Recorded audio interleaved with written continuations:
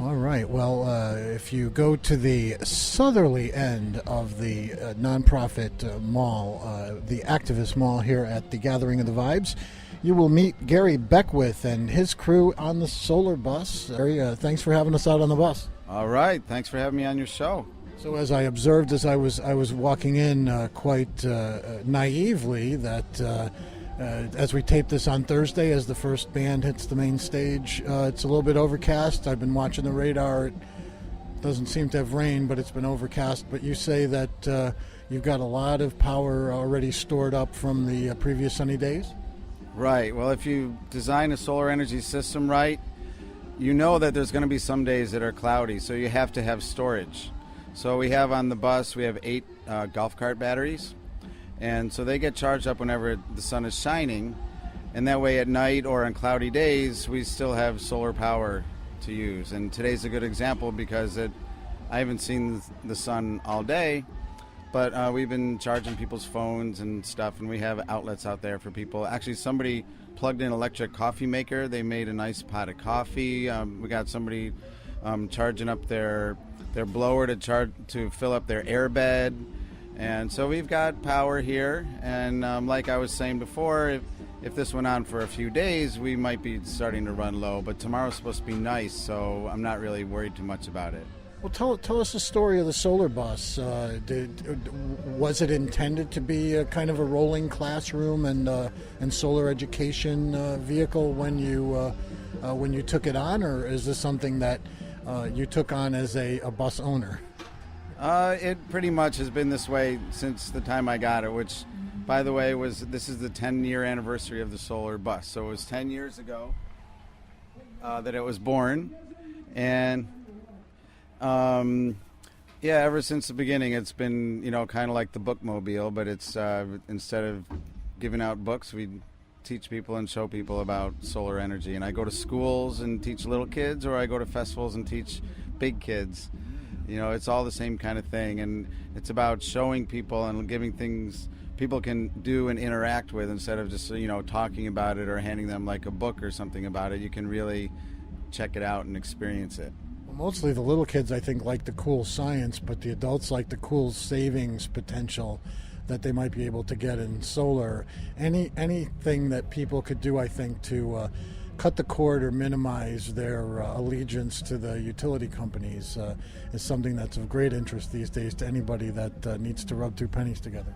Well, exactly. And now we're finally, I've been doing this for 25 years, and we've been, dreaming about the day when solar is cost effective, and it's not only for people who want to spend extra money to do what's right for the environment, but the day has come now where it makes financial sense to get a solar system on the roof of your house, even if you live in a place like Connecticut or Vermont, where it's not necessarily the sunniest state, but there's tax rebates. The prices of the panels have come down a lot, and there's financing available. So you just pay a monthly fee to pay off a low-interest loan for your solar array instead of paying the power company for the power, and it ends up being the same or even less to pay off your loan. So, like you said, it's something that people who are trying to save money actually should look into. Sure. For a lot of people, the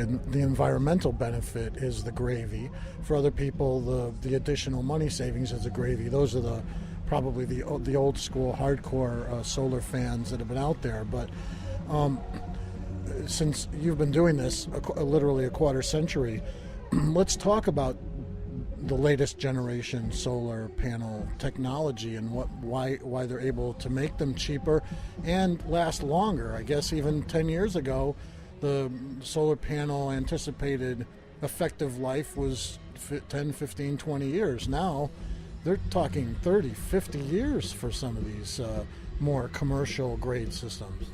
Well, yeah, there's different ways to make solar panels in different materials, and it actually the one old standby, which we call the crystalline solar panels that you see there, like have frames on them and everything like that. They're pretty much the same technology that they've been since I got into the industry. Now the efficiency has gone up, so that means that the amount of space that it takes to make a certain amount of power has shrunken, and the price has come down. And the main thing that has made the price come down is the scale of production. So like anytime they make more cars or radios, it brings the price down. And it was like a slow hill of a little bit more people wanting it, a little bit more people wanting it over time, where we finally got to the point where we got to this point where there's a lot more panels being made and it costs less per unit. And the price now, like, you know, per watt is how you compare the pricing of solar panels, the dollars per watt. And the dollars per watt of solar panels is roughly about 1/8 of what it was 20 years ago. Yeah, and the fact that they can put them out much smaller but still making as much power means they could fit them into a lot more nooks and crannies on people's roofs and in yards. It definitely helps to have the efficiency improve, but for most people, you know, you usually have, you know, enough room as long as they're on trees and stuff like that.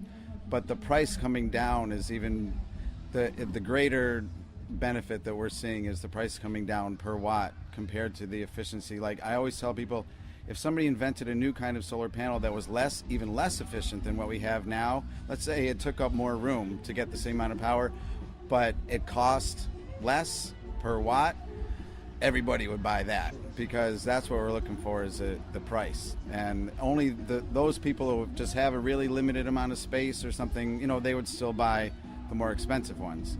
So, but luckily both of those things are happening, so it's good for everybody. Very good.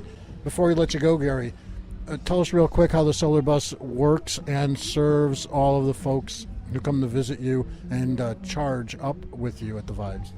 Well, that's one of the main things we do, is we have a charging station here for people who have cell phones or whatever it is that they need power for, because there's no power out in the camping lot. There's about 24 outlets out there outside the bus, and people mainly are charging up phones. But we see that as a kind of an opportunity to grab people's attention, because they have to sit around and wait for their phone. Maybe they didn't even notice that the thing is solar powered. They just see the outlet. But by the time they sit down and they check out all the other stuff that we have, you know, people learn a little bit and, you know, hopefully walk away with, you know, a little more, you know, interest or something, or some knowledge about, you know, why it's important for people to, we as a country, as a people, need to shift over to renewable energy, because the path we're on right now with fossil fuels is, it doesn't lead to a good place. So, very good.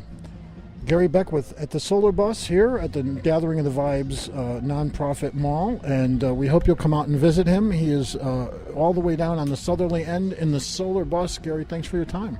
All right, thank you. Have a great one.